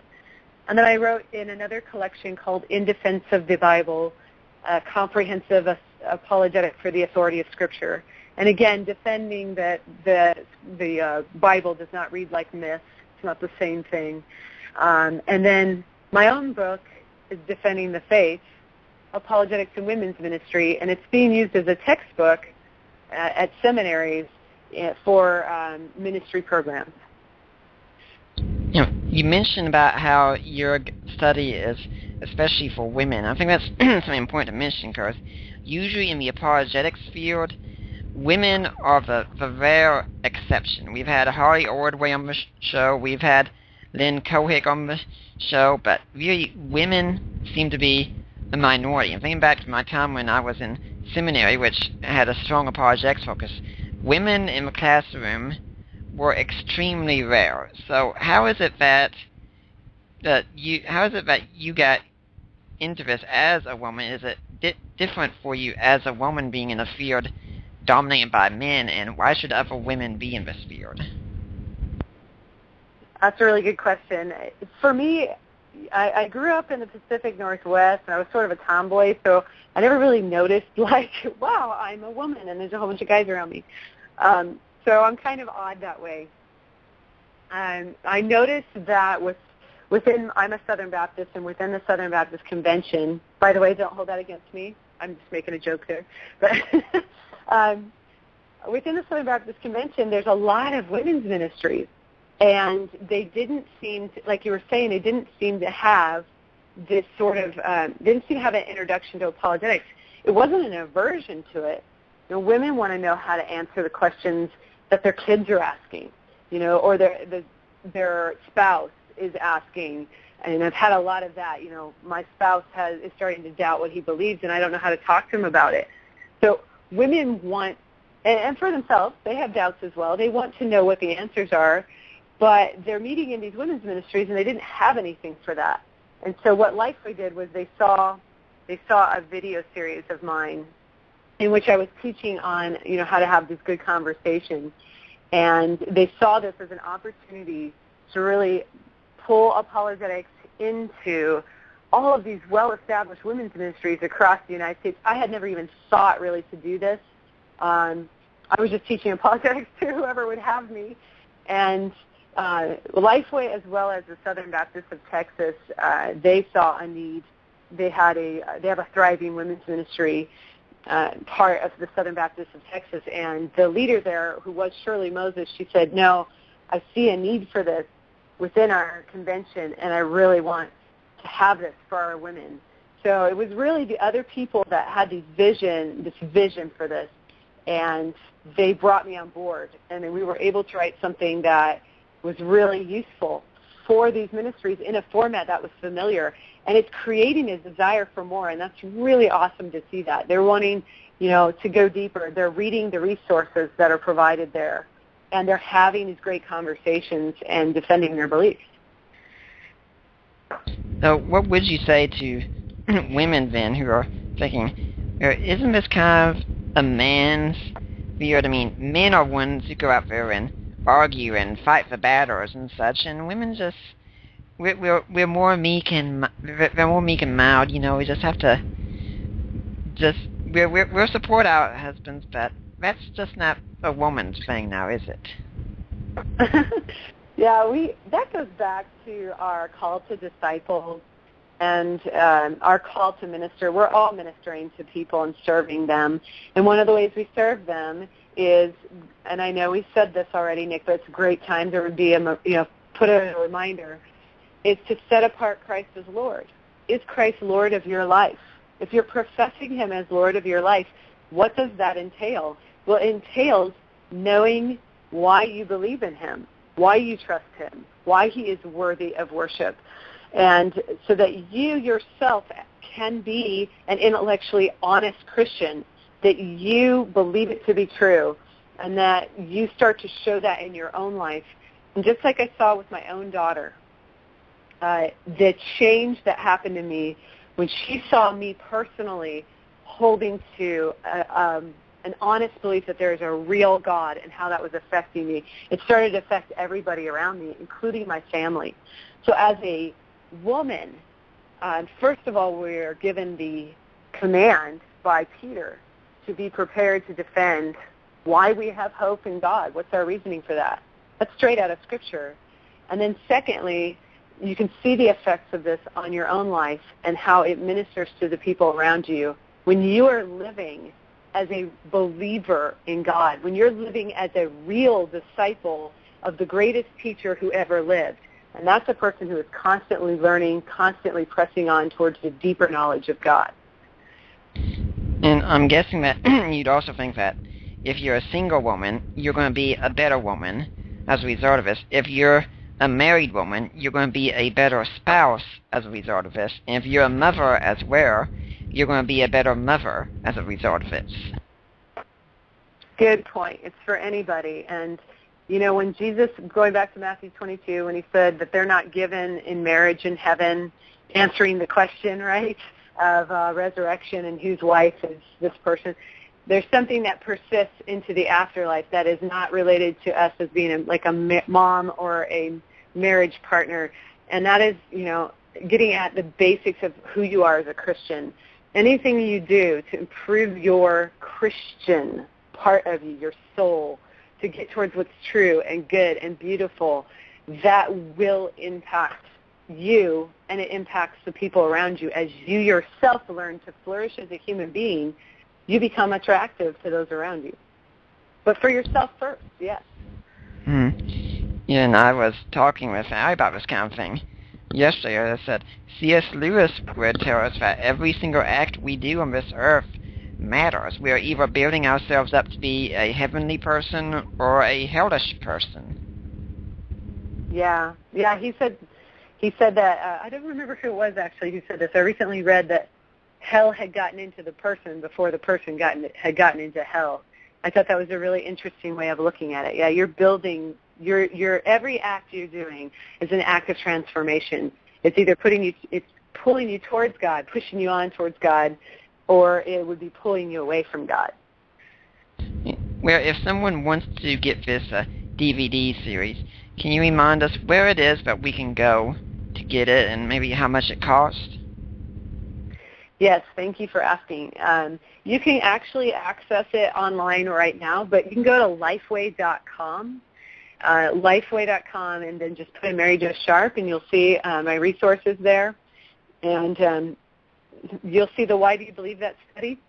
You can either buy the whole leader kit, which I believe they sell for right around $100. It's meant to be used with a small group.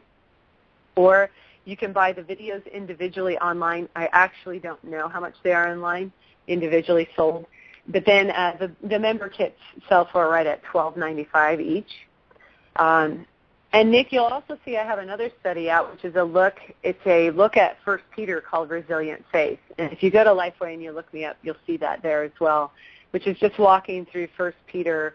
And it's just a great study for a small group that just wants to be introduced generally to what Peter's saying about suffering and pain and how that relates to the defense of the faith.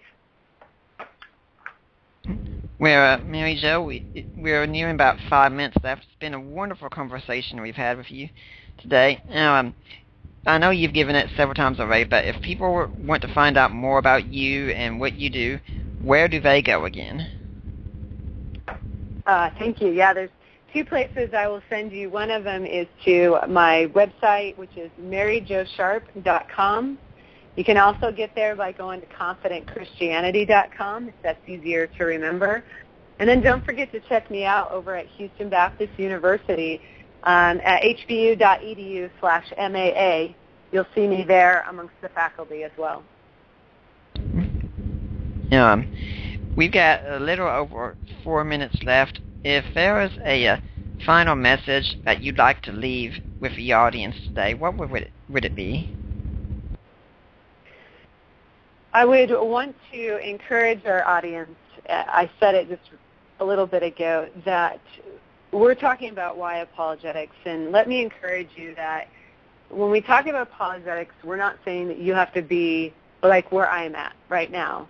What we do expect is that part of honoring Christ as the Lord is that we are a people of the book. We're a people of the intellect, of rationality, not just of that, but we are of that. We are made in the image of God with a rational mind. And so we have to feed that mind. And we have to continually do so because we follow the greatest teacher who ever lived. So part of being a disciple of Jesus entails a person who is open to learning the rest of their life. And in fact, a lot of people who use the childlike faith, they say they have a childlike faith, they must remember that in that passage it is talking about a trust in God when you don't always know what's going on, right? It's trust in God, like a child trusts a parent when they're hurting and they don't understand. But it also, as a sort of a side effect of that childlike faith, is that children learn. Children are constant learners. They are inquisitive naturally. They inquire, what is it? Why is it? That's who we are to be as childlike faith. We are to be learners and constant learners, humbly coming before the God who created the universe, the knower of all things, the creator of reality, and acknowledging our place in that, saying we are humble in knowledge because we know we can't know it all. So just, where do I start, Lord? And as far as apologetics goes, start with whoever you have to minister to, who is right before you. Serve them. If you don't have anyone right before you, then start with yourself, right? Because that's always a great place to start. Are you spending the time to know why you believe and what it is that you believe? So when God gives you that opportunity, you'll be ready to give the reason, the defense of the reason for your hope in Jesus Christ as Savior. That's what I want to leave you with. Well, I'd like to remind everyone that next week, Darrell Bark, like I said, will be on, and we'll be talking about Luke in his writings in the New Testament and what apologetics value they have. But now, I really want to thank Mary Jo Sharp for coming on. I think it's been a great show, and I hope we'll see you back here again sometime. Nick, I hope so too, and you've been a gracious host, and I really appreciate it. And for now, I'm signing off, and we will see you next week.